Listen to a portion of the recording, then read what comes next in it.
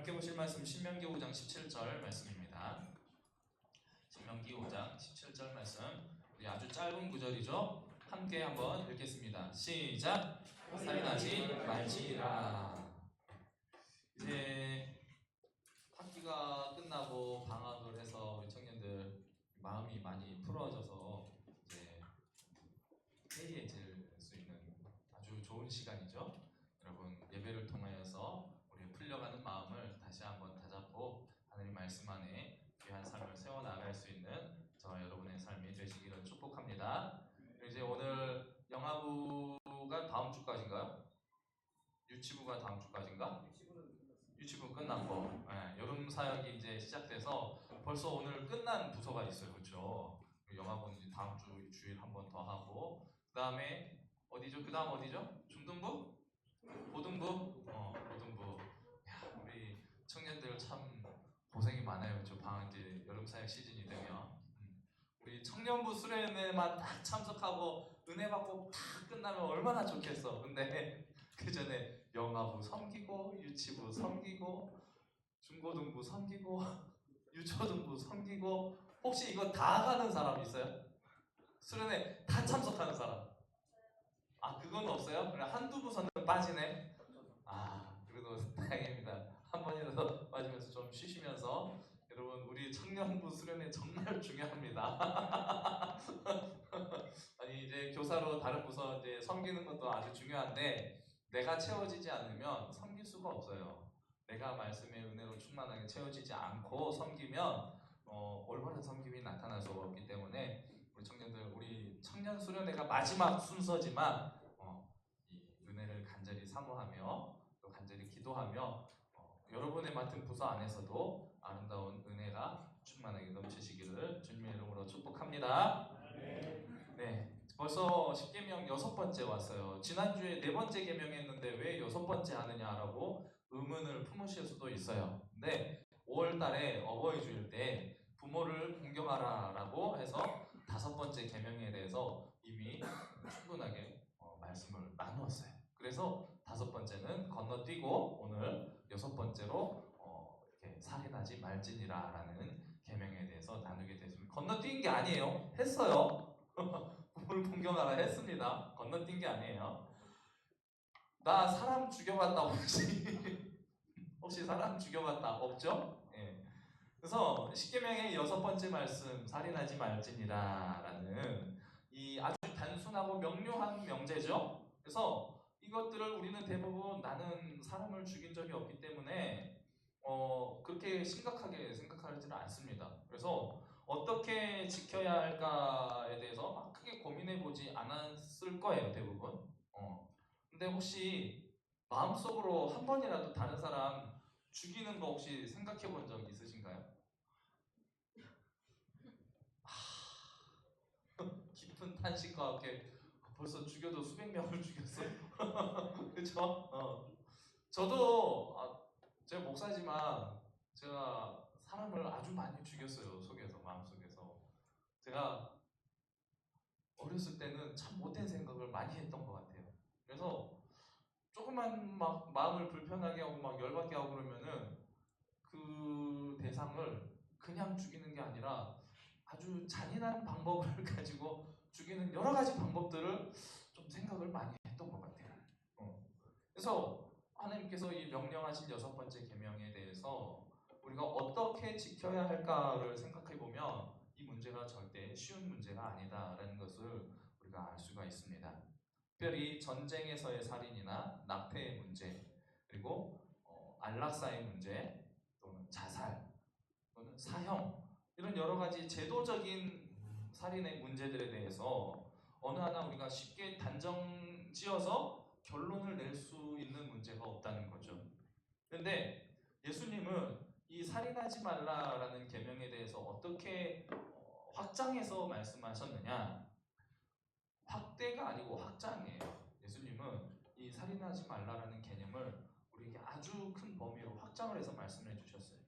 친구에게 욕을 하면 지옥불에 들어갈 것이다 라고 말씀하셨어요. 친구에게 욕을 하면. 나 욕 한 번도 안 해봤다 하신 분 혹시? 살인 안 해본 사람은 대부분 살인은 안 해보셨을 건데 유혹 안 해봤다. 없으시죠? 없으실 거예요. 제가 목사지만 저도 모르게 욕이 나올 때가 있어요. 가끔 한 번씩. 지금은 이제 목사가 돼서 정말 많이 참고 억누르면서 인내하면서 입술에 재갈을 물리고 경건한 언어 생활을 하려고 참 애를 많이 써요. 근데 초등학교 때는 입술에 재갈이 없었어요. 입술에 뭐 잡아주는 게 없어가지고 뇌도 거치지 않고 나오는 대로 막 뱉고 다녔어요. 그래서 얼마나 욕을 심하게 잘하고 다녔는지 친구의 엄마들이 저랑 못 놀게 했어. 친구들을 제 욕을 너무 심하게 한다 해가지고 제 못된 언어 생활 때문에 그 친구 관계가 부모님들에 의해서 끊긴 적이 있어요. 근데 예수님께서 말씀하시기를 마태복음 5장 21절 22절 말씀을 보면 이렇게 말씀하세요. 옛사람에게 말한다. 살인하지 말라. 누구든지 살인하면 심판을 받게 되리라 하였다는 것을 너희가 들었으나 나는 너희에게 이르노니 형제에게 노하는 자마다 심판을 받게 되고 형제를 대하여 라가라 하는 자는 공회에 잡혀가게 되고 미련한 놈이라 하는 자는 지옥불에 들어가게 되리라. 그래서 라가라고 하는 히브리어 욕이 무슨 뜻이냐면 머리가 텅 빈 사람, 볼빈 놈 이런 뜻을 가지고 있어요. 그러니까 우리 쉽게 뭐 조금 모자라 보이면 저 모자란 놈 이런 소리 많이 하잖아요. 모자란 놈 이런 소리를 많이 하는데 저도 집에서 이 소리를 가끔 해요. 저희 아들이 공부는 되게 잘하는데 생활하는 데 있어서 되게 좀 부족해요. 그래가지고 저도 모르게 저 모자란 놈 짓기 이렇게 나올 때가 있어요. 그래서 하고 나서 저희 아내한테 맨날 혼나요. 왜 얘한테 그런 소리를 하냐고. 그래가지고 혼날 때가 많은데 우리가 예수님께서 하지 말라고 하신 말씀이라는 거예요. 참 설교를 하고 있지만 제가 실천하지 못하고 제가 행하지 못하는 것들을 말씀으로 전해야 되는 저의 비참한 심정을 여러분 좀 이해해 주시기 바랍니다. 이 정도 욕은 괜찮지 않을까 우리가 보통 일반적으로 생각을 많이 하죠. 모자란 놈 이런 이야기 하는 거. 근데 남이 보지 않는 데에서는 옛날에 왕이 다스릴 때는 이런 이야기가 있었죠. 나라님이 없는 자리에서는 왕도 욕한다라는 이야기를 많이 해요. 그래서 없는 데서는 다른 사람 욕하고 흉보며 이렇게 서로 뒷담화 까다 보면 마음이 후련해질 때가 있다는 거죠. 그러면서 우리가 서로 힐링하잖아요. 직장에서 어떡합니까? 우리 사원들끼리 모여가지고 상사욕 많이 하잖아요. 그렇죠? 저만 하나요? 근데 욕하는 거하고 살인하는 거하고 너무 다른데 어떻게 예수님은 이 두 가지를 연관을 시키신가? 욕하는 거와 살인을 왜 이렇게 연관을 시키신가?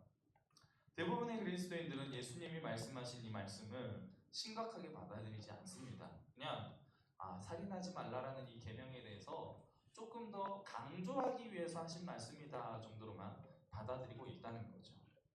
우리가 낙태의 문제에 있어서도 경제적인 어려움 속에서 아이를 길러야 하는 그러한 여러 가지 어려운 상황들에 대해서 낙태를 무조건 하지 말아라 라고 말씀드릴 수도 없는 문제고 특별히 장애아에 대해서는 더욱더 큰 부담을 느끼게 되죠. 실례로 제가 둘째를 임신했을 때 우리 둘째 아들인데 이 아들을 임신했는데 어떻게 알았냐면은 얘가 생긴 걸 3개월이 지나서 알았어요. 첫째를 낳고 나서 그냥 배가 계속 불러 있어서 살이 안 빠지나 보다 하고 이렇게 생각하면서 별 생각 없이 지내고 있었어요. 근데 한참 시간이 지나면 이상한 거예요. 그래서 병원을 가봤죠. 그랬더니 벌써 3개월이 지났대요. 그래서 가자마자 그냥 성별을 알게 됐어요. 아들이세요. 그래서 충격을 먹고 돌아왔는데 장모님이 애를 빨리 지우라는 거예요. 왜 그러냐면은 이 아이를 확인하기 전에 감기약도 먹고 살이 안 빠지니까 우리 아내도 다이어트 약도 먹고 그러면 약을 좀 먹었어요. 그래서 어른들은 기본적으로 인식이 약 먹으면 기형아가 태어난다, 장애인이 태어난다라는 그런 잘못된 상식을 가지고 있어요. 그래서 그걸 아주 중요하게 강조하면서 그거 태어나면 어떻게 감당하느냐, 지워라 라는 거예요. 그래서 그 그때 제가 처가 사기를 할 때였어요. 처갓집에 살고 있을 때였는데 장모님과 심각한 트러블을 위기를 이제 맞이하게 된 거죠. 근데 제가 절대로 장모님하고 싸우지 않았어요. 장모님하고 싸우지 않고 이제 자료 조사를 들어갔어요. 감기약이 태아에 미치는 영향, 이런 이제 논문과 자료를 막 조사를 해가지고 이제 보고서를 만들었죠. 리포트를 만들어가지고 장모님한테 자료를 제출했어요. 장모님, 아무 영향이 거의 없습니다. 전 걱정되시면 검사를 하겠습니다. 검사를 하고 우리는 이 아이를 포기할 수 없습니다. 이렇게 해서 결국 아이가 태어났죠. 네, 아주 건강하게 태어나서 얘가 우리 집에서 제일 똑똑해요. 그리고 장모님이 지금 얘를 얼마나 이뻐하시는지 몰라요. 그래가지고 이번 주에 우리 길동초등학교에 영어 공부하는 프로그램이 있어요. 리딩 스쿨이라고. 그래서 리딩 스쿨 이제 학생들이 컴퓨터로 영어 학습을 하는 거예요. 근데 거기에서 1등을 하면은 장모님이 얘한테 20만 원 용돈을 주겠다고 약속한 거예요. 근데 얘가 2달 만에 1등을 한 거예요. 그래가지고 장모님한테 20만 원 받고 엄마한테 10만 원 받고 그래가지고 레고를 30만 원짜리를 샀어요. 조그맣게 간도 커. 근데 장모님이 얘가 공부를 잘하니까 너무 예쁜 거야. 지우라고 했다가. 그러니까 이런 심각한 문제들 우리가 당면했을 때 어떻게 대처해야 되는가? 크리스천으로서 어떻게 대처해야 되는가? 우리 장모님 예수 잘 믿는 권사님이세요. 그런데 이렇게 하실 수밖에 없는 거예요. 어른들의 이런 기본적인 생각으로는. 낙태 문제뿐만 아니라 그러니까 낙태 문제가 과거에 우리나라에서 아주 성행했던 때가 있어요. 언제냐면 이제 새마을 운동이 이제 막 끝나가면서 정부가 산하 정책을 했어요. 인구 제한 정책을 하면서 낙태를 대대적으로 막 권장을 했던 때가 있어요. 그래가지고 여러 가지 유해가 이제 역사적으로 이렇게 쌓여온 과거의 경력들이 있기 때문에 어른들이 낙태에 대해서 심각하게 생각하지 않는 거라는 거죠. 자살 문제에 있어서도 마찬가지입니다. 그리스도인들 가운데서도 자살하는 사람들이 너무 많아요. 특별히 연예인들 자살하는 소식 종종 들려오죠. 근데 알고 보면 크리스천이었더라. 그래서 위패에 십자가가 달려있고 이렇게 그러니까 제사가 있고 장례를 치르는데 위패가 공견하게 뉴스에 나오는데 자살했다. 이렇게 나오는 이런 모습들을 통해서 엄청난 사회적인 파급력을 우리에게 가져다 주고 있다라는 거죠. 여러 가지 이유로 우리에게 하나님께서 주신 이 6번째 계명, 살인하지 말라라는 계명이 심각한 문제로 우리에게 받아들여지고 있지 않다라는 겁니다. 살인하지 말라는 생명을 해하지 말라라는 원문으로 보면은 로티르자흐라는 단어를 쓰고 있어요. 로라는 단어는 뭐뭐 하지 말아라라는 부정 명령입니다. 티르차흐는 죽이다라는 라차흐라는 단어의 2인칭 남성 단수 형태면 로티르차흐 너는 죽이지 말아라 해하지 말아라 라고 번역이 되죠. 그래서 목적어가 없어요. 무엇을 죽이지 말아라 라는가 원문에는 목적어가 없어요. 사람을 죽이지 말아라가 아니에요. 살인하지 말라가 아니고 살인이 아니고 살생하지 말라예요. 그래서 영어 성경에 보면은 전통적인 영어 성경 번역에서는 너는 살생하지 말라라고 번역이 되어 있어요. You shall not kill 이라고 번역이 되어 있어요. 근데 이게 한국어로 번역이 되면서 어떻게 되느냐 이 5계명부터 계속 이어지는 10계명의 나머지 부분들이 모두 누구와 관계되어 있어요? 사람과 관계되어 있죠. 그러다 보니까 사람과 모든 관계된 계명이기 때문에 현대의 우리 한글 성경 번역본은 너는 살인하지 말아라 해서 You shall not murder라고 번역이 되어지고 있다라는 거죠. 결국 무슨 말이냐? 살생하지 말아라. 중요 첫 번째로는 물리적으로 생명을 빼앗지 말아라 라는 의미를 담고 있다라는 것입니다. 구약에서 총 47회가 이렇게 사용이 되고 있는데 민수기 35장에서만 무려 20번이 등장을 해요. 죽이지 말아라. 고의든지 과실로든지 간에 다른 사람의 생명을 빼앗는 것을 금하고 있다라는 거죠. 무슨 말이냐? 고의로든지 억지로든지 아니면 실수로든지 다른 사람의 생명을 빼앗는 것을 금지하는 것은 우리에게 어떤 경각심을 주느냐? 우리가 실수로라도 사람을 죽음에 이르는 일이 없도록 하기 위해서 늘 자신의 행동과 말과 생활을 조심해야 한다라는 거예요. 그래서 우리가 운전을 할 때도 안전운전하기 위해서 힘써야 돼요. 알겠죠? 네. 그리고 우리가 이제 리모델링 곧 들어가죠. 우리 교회가 이제 교회 건축 공사가 들어가는데 이런 건축 공사를 하든지 어떤 작은 작업을 하든지 간에 실수가 없이 안전사고에 잘 대비해서 철저한 관리를 하면서 감독을 하면서 사고가 일어나지 않도록 특별히 인명사고가 발생하지 않도록 조심하면서 우리에게 주어진 일들을 감당해 나아가야 한다라는 것입니다. 그리고 두 번째로는 간접적 살인과 사회적 약자에 대한 박해를 금한다라는 의미를 가지고 있어요. 특별히 첫 번째로는 간접적 살인에 어떤 것들이 들어있느냐면은 정치적인 살해 행위가 들어가 있습니다. 열왕기상 21장 19절 말씀을 보면 이렇게 말씀을 하고 있는데 어떤 사건이냐면 아합 왕이 한 포도원을 갖고 싶었어요.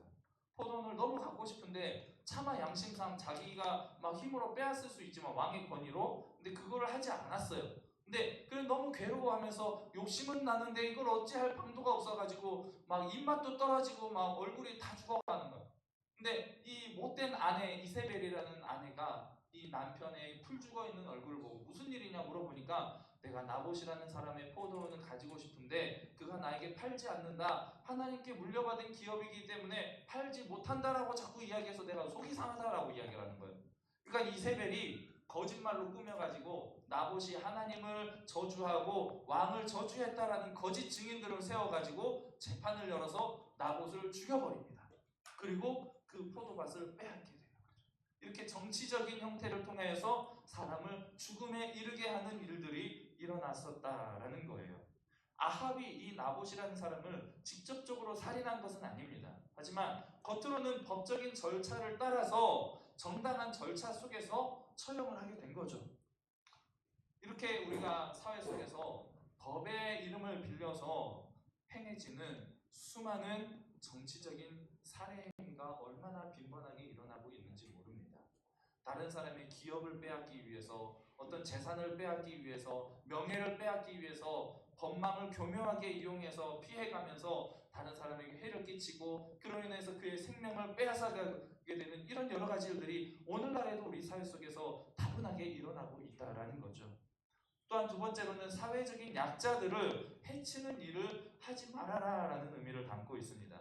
시편 94편 5절에서 7절 말씀을 보면 여호와여 그들이 주의 백성을 짓밟으며 주의 소유를 본거하게 하며 과부와 나그네를 죽이고 고아들을 살해하며 말하기를 여호와가 보지 못하며 야곱의 하나님이 알아차리지 못하리라 하나이다.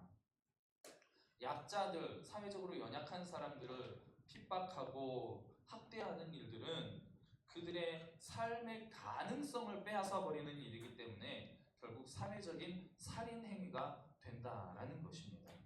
그래서 우리는 특별히 주변에 있는 연약한 사람들을 더욱더 보살피고 돌보기를 힘써야지 그들을 착취하고 빼앗고 괴롭히는데 우리가 이렇게 나서서는 안 된다라는 거죠.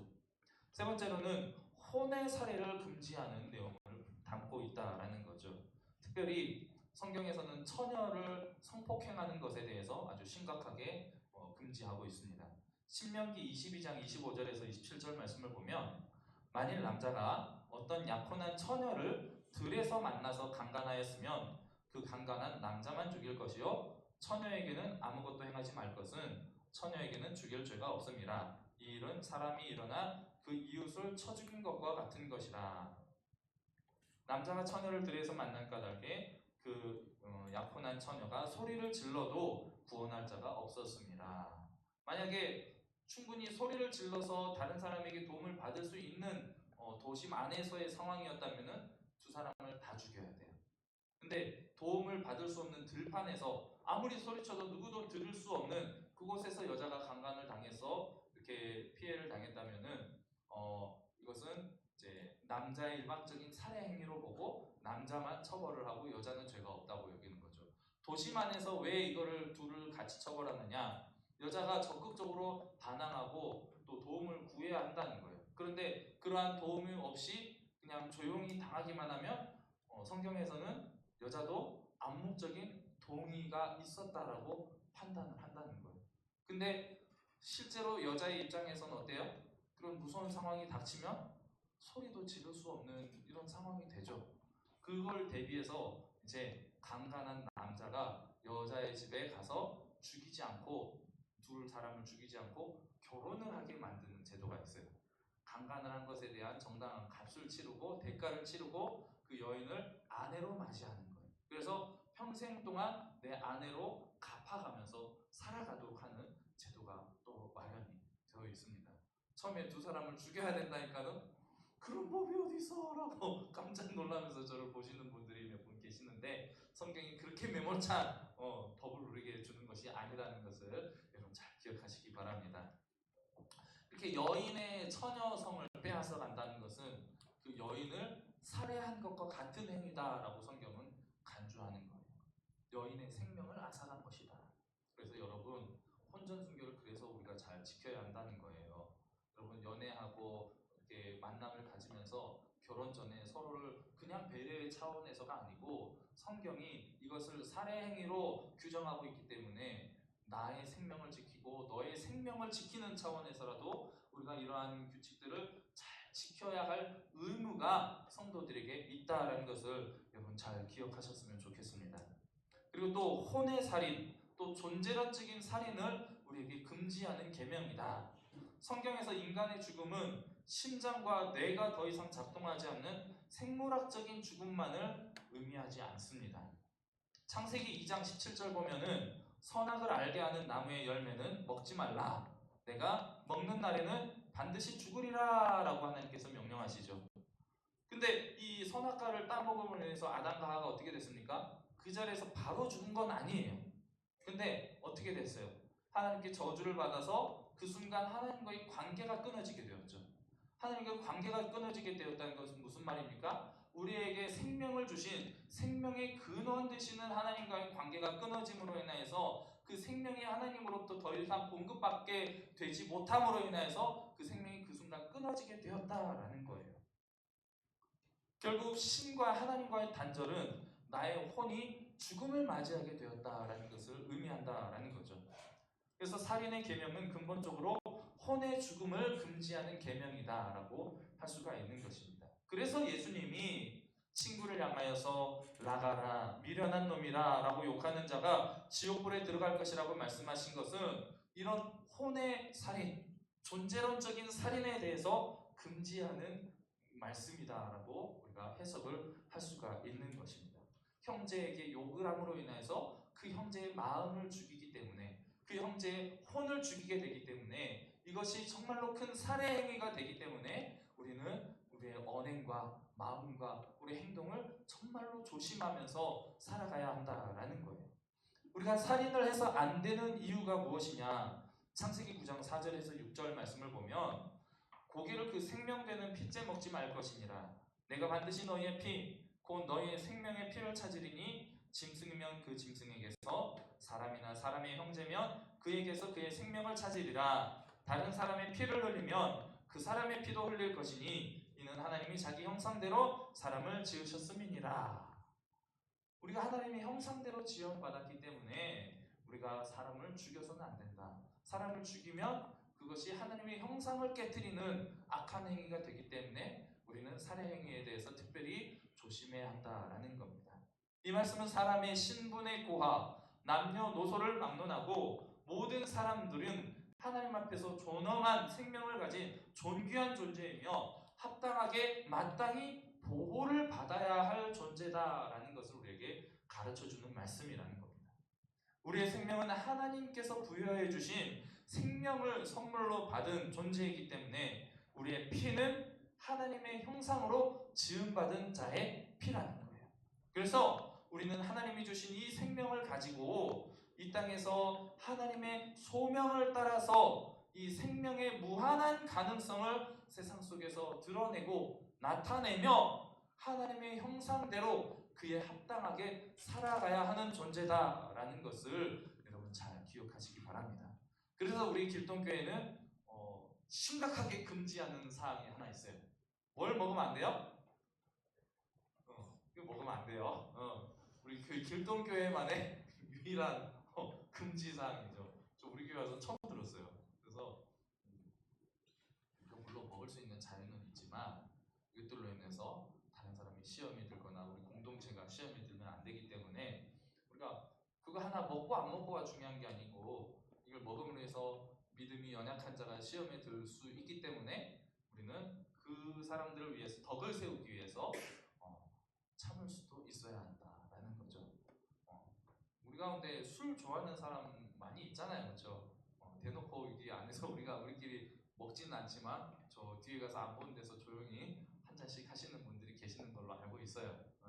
근데 이 술을 한 잔 먹고 안 먹고가 중요한 게 아니고 우리 가운데 안에서 덕을 세우는 데에 좋지 않은 모습이기 때문에 우리가 참아야 한다는 거죠. 이거 하나 먹고 안 먹고 인생에 큰 중요합니까? 큰 영향이 있습니까?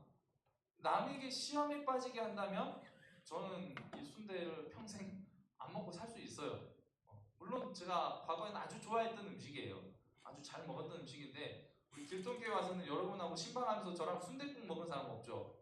순대 먹으신 분은 아무도 없을 거예요. 덕을 세우기 위해서 충분히 참을 수 있다라는 거죠.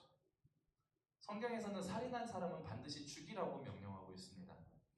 살인은 하나님의 형상인 인간을 소멸하는 엄중한 죄이기 때문에 이 살인자는 반드시 죽이라라고 명령하고 있어요. 근데 구약 성경을 보면 아무 죄나 우리가 툭하면 다 죽여라라고 생각할 때가 있어요. 그죠? 막 죽여라가 되게 많이 나오기 때문에 하나님은 뭐 조금만 하면 툭하면 다 죽여야 된다라고 우리에게 명령하시는 분이다라고 우리가 흔히들 오해를 하는데 사형에 처할 죄를 딱 두 가지로 엄격하게 제한하고 있습니다. 뭐냐면 첫 번째는 하나님에게 범죄했을 때예요. 하나님에게 어떤 죄를 범했을 때냐? 첫 번째가 우상숭배의 죄입니다. 다른 신에게 제사를 드리거나 다른 신에게 자식을 번제로 드리거나 인신공양하는 거죠. 이런 사람들 반드시 죽이라는 거예요. 그리고 1월 성신 해나 달과 별 이런 것들을 신으로 섬기는 사람들 죽이라는 거죠. 그리고 신접한 사람들, 그 사람들을 통해서 점을 치는 사람들 다 죽이라는 거예요. 여러분 혹시 타로나 점보러 가서 이런 분들 계시나요? 구약 성경의 율법에 따르면 다 죽어야 될 존재들이에요. 여러분 점 보는 거 하나님이 엄격하게 금하는 겁니다. 재미로라도 하지 마세요. 절대 하시면 안 되는 행위예요. 근데 참 안타까운 이야기들이 종종 들려와요. 권사님들이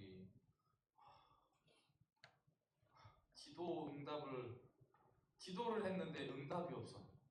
그래서 무당한테 찾아가서 내가 이런 기도를 했는데 하나님이 응답을 해주실지 안 해주실지 점을 쳐달래. 이런 분들이 계신다는 거예요. 그래서 얼마나 신앙을 잘못 배웠으면 이런 모습이 나타납니까?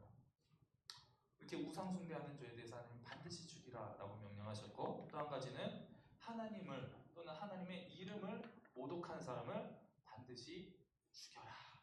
그래서 다윗이 골리앗에게 담대하게 나아가서 그 조그만한 소년이 골리앗을 물맷돌로 쓰러뜨리고 나서 목을 과감하게 베어서 죽일 수가 있었던 거예요. 하나님을 저주한 사람 반드시 죽이라고 했으니까 사명감을 가지고 골리앗과 싸워서 골리앗을 죽일 수 있었던 거죠. 두 번째로는 인간의 생명을 범한 죄인데 인간의 생명을 어떻게 범했을 때냐? 고의로 사람을 죽였을 때 그리고 부모를 저주하거나 불순종했을 때 부모에게 불순종하면 죽이라고 성경은 명령하고 있어요. 우리 다 죽어 마땅한 존재죠. 여러분 혹시라도 나는 부모님에게 단 한 번도 불순종해 본 적이 없다 하시는 분 계세요? 우리 다 죽어야 마땅한 존재예요. 근데 지금 살아있는 게 하나님의 놀라운 은혜라는 것입니다. 성적인 범죄, 가늠한 사람들, 남녀 모두 돌을 던져서 죽여라 라고 명령하고 있어요. 또 한 가지는 사람을 유괴한 사람, 유괴죄는 반드시 죽여라. 사람의 생명을 훔쳤기 때문에 이 사람 반드시 죽여야 된다.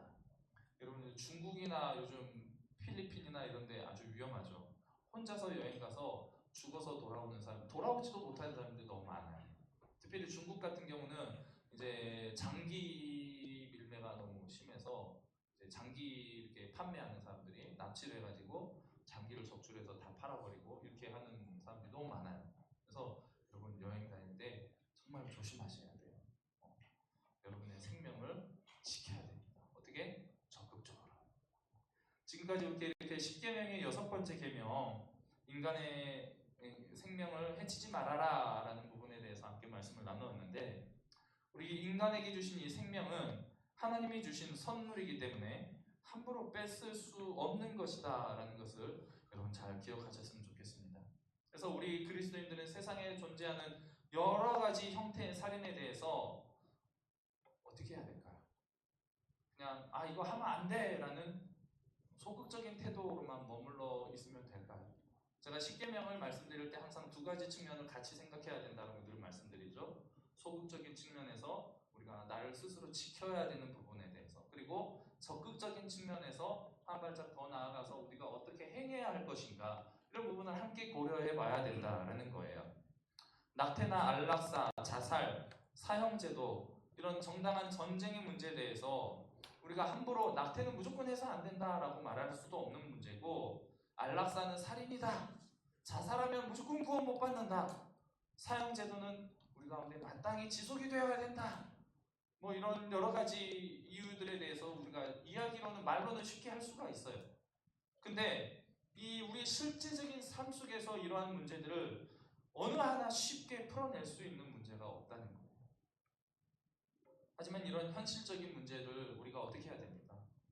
너무 깊이 고민하면서 살인 행위들이 가능하다, 이것들은 허용해야 된다라고 쉽게 이야기를 해버린다면, 한 인간을, 한 사람을 천하보다 귀하게 여기시는 예수님의 사랑을 실천하는 것이 우리에게 불가능해져 버린다는 거죠.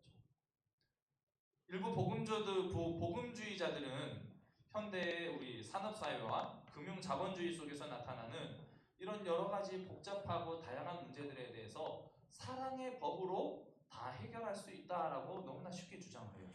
그냥 다 사랑으로 품으면 된다, 사랑으로 다 용납하면 된다라고 또 쉽게 이야기를 해버리는 사람들이 있다는 거예요. 성경에 기록된 여러 가지 계명들에 대해서도 마찬가지입니다. 그냥 사랑이라는 한 단어로 다 그냥 정리를 해버리려고 하는 사람들이 있다는 거죠. 근데 성경의 계명들을 우리가 그대로 믿고 따른다는 것은 결코 만만치가 않은 우리의 현실을 다시 한번 되돌아보게 만들어 준다는 거죠. 그렇다고 해서 성경이 우리에게 가르쳐주는 이런 올바른 이상향에 대한 현실 속에서 우리가 너무 쉽게 이러한 여러 가지 규칙들과 상황들을 포기해버려서도 안 된다라는 거예요. 마태복음에 나타나는 예수님의 산상수훈에 관한 말씀은 인간이 아무리 거듭날지라도 아가페의 사랑, 무조건적인 사랑을 실천하는 것은 쉽지가 않다는 것을 우리에게 깨닫게 합니다. 동시에 거듭난 인간은 이 아가페의 사랑을 어떻게 우리의 삶 속에서 행하고 실천해야 될지를 고민해야 한다고 가르쳐주고 있는 거예요.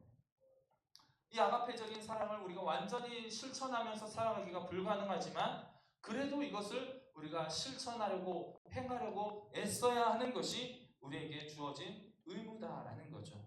왜냐하면 인간은 우리 모두가 죄인이기 때문에 다 실천할 수 없어요. 하지만 동시에 하나님의 은혜와 사랑을 받은 존재이기 때문에 우리는 회개를 통해서 또 하나님의 은총을 내가 누려가는 가운데 하나님께 받은 은혜를 남에게 또 함께 베풀어 감으로 인하여서 우리가 이 사랑을 실천해 나아갈 수 있는 존재이기 때문입니다. 그래서 니버라는 신학자는 이렇게 말을 했어요. 이 아가페 사랑을 실천하는 문제에 대해서 불가능한 가능성이다라는 이야기를 했어요. 현실을 직시하면서도 불가능한 이상을 놓지 않고 최선을 다해서 나의 삶을 살아가는 태도, 이것이 바로 기독교적인 현실주의자의 삶의 모습이다라는 거죠. 우리가 사랑을 실천하고 어떤 하나님의 계명들에 대해서 행하는 것들이 아주 불가능하다는 것을 내가 해봐서 알아요. 그래서 우리는 너무나 쉽게 포기해버리고 좌절해버리고, 하나님 나 할 수 없어요, 그냥 나대로 살래요 라고 포기해버릴 때가 많다는 거죠. 그런데 우리는 실패하고 좌절할 때마다 다시 회개하고 다시 일어나서 다시 하나님의 사랑을 실천하기 위해서 한 발짝 한 발짝 나아가야 하는 존재라는 것입니다. 사랑의 이상을 실현 가능한 상호 서로 사랑하는 문제에 두며 그 사랑이 변질되거나 타락할 수 있기 때문에 우리가 사랑이 절대적인 사랑, 아가페에 두어야 된다라는 거예요.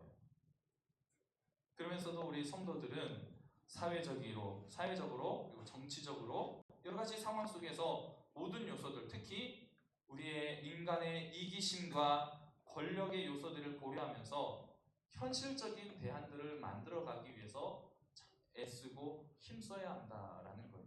이런 문제들을 우리가 기독교적인 이렇게 대안들을 방안하고 풀어가기 위해서 우리가 적극적인 정치 참여가 필요하다라는 거예요. 그냥 나 몰라라 하면서 하나님 알아서 해주시겠지라는 태도로 살아갈 게 아니고 우리가 적극적으로 대안을 마련하고 모색하기 위해서 어떤 방향으로 아가페 사랑을 실천하는 방향으로 우리는 쉽게 인식하지 못하지만 매일 주어지는 우리의 삶의 시간 속에서 삶과 죽음의 문제에 부딪혀가고 있습니다.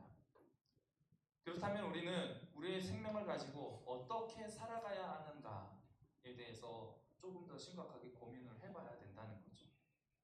내 생명이기 때문에 이 생명은 내 것이기 때문에 내 마음대로 할 수 있다라고 여기면서 자살까지 생각하면서 살아가고 있지는 않습니까? 그냥 쉽게 포기해버리면 내 생명 나만 죽어버리면 모든 것이 다 끝나니까 그냥 죽어버리고 싶다라고 쉽게 생각해버릴 때는 없습니까?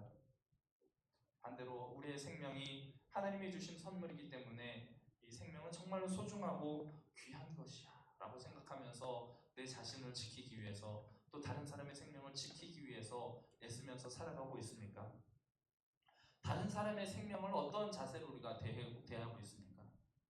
물리적으로는 내가 남의 생명을 빼앗은 적이 없지만 미워하고 증오하면서 결국 다른 사람을 존재론적으로 살인하면서 살아가고 있지는 않습니까?